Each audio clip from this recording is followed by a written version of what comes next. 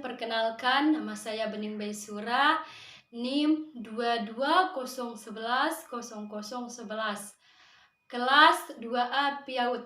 Di sini saya akan menceritakan tentang kisah Nabi Musa dengan Fir'aun yang berada di surat Asy-Syu'ara ayat 52 sampai 68.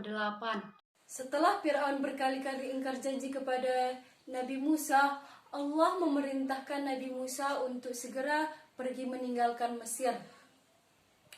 Namun Fir'aun dan kaumnya pergi untuk mengejar Nabi Musa bersama Bani Israel sampai ke Laut Merah. Mesir sudah mulai ramai dengan keadaan penduduk sebelum terjadinya azab dari Allah. Dan setelah datang azab dari Allah,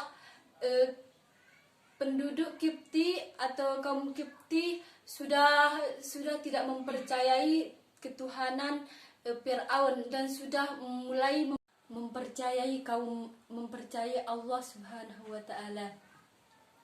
Namun Fir'aun berkata, "Wahai kaumku, lihatlah perubahan yang terjadi pada Mesir.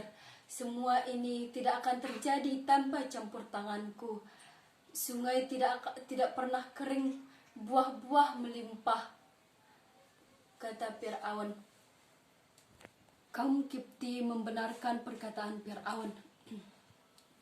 Lain halnya dengan kaum Nabi Musa, yaitu kaum Bani Israel. Kaum Bani Israel diperbudak oleh kaum Kipti. Lalu kaum Bani Israel pergi ke Nabi Musa untuk mengadukan permasalahannya. Lalu Nabi Musa pun mengadukan permasalahan kaumnya kepada Allah Subhanahu wa taala. Lalu Allah memerintahkan Nabi Musa untuk segera pergi ke Mesir dalam keadaan malam hari agar Fir'aun dan tentaranya tidak mengetahuinya. Setelah itu Nabi Musa dan Bani Israel pergi secara sembunyi-sembunyi pada waktu malam hari. Lalu Nabi Musa dan Bani Israel sampai ke tepi laut. Setelah itu ada kaum Nabi Musa bertanya, "Wahai Musa, apakah kita bisa menyeberangi sungai ini? Kita harus menggunakan perahu untuk menyeberangi." Nabi Musa pun menjawab, "Tenang, Allah akan membantu kita." Setelah itu Nabi Musa berdoa kepada Allah. Lalu Allah memerintahkan Nabi Musa untuk menghentakkan tongkatnya. Setelah itu Nabi Musa menghentakkan tongkatnya. Laut itu terbelah menjadi dua. Semua Bani Israel takjub dengan keadaan laut seperti itu. Lalu Nabi Musa menyuruh Bani Israel atau kaumnya pergi menyusuri laut itu. Setelah keesokan harinya, Fir'aun mengetahui Nabi Musa dan Bani Israel tentang kepergiannya. Setelah itu, Fir'aun menyuruh pasukannya untuk menyiapkan kuda dan peralatan perang. Lalu ia mengejar Nabi Musa dan Bani Israel sampai ke laut. Setelah sampai ke laut, pasukan Fir'aun takjub dengan laut tersebut.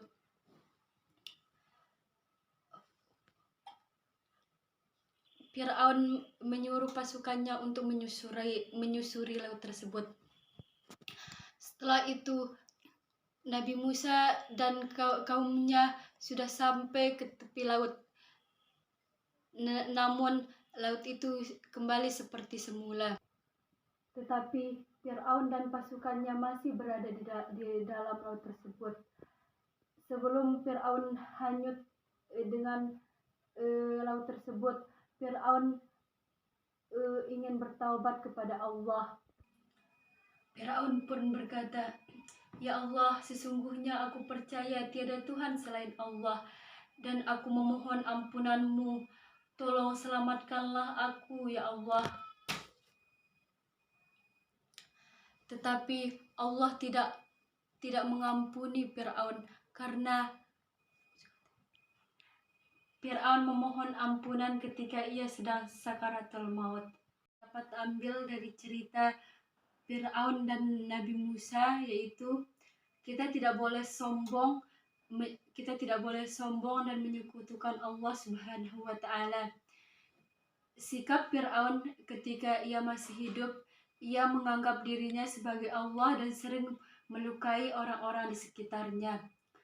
Karena itu kita harus senantiasa berbuat baik kepada orang lain dalam kehidupan kita.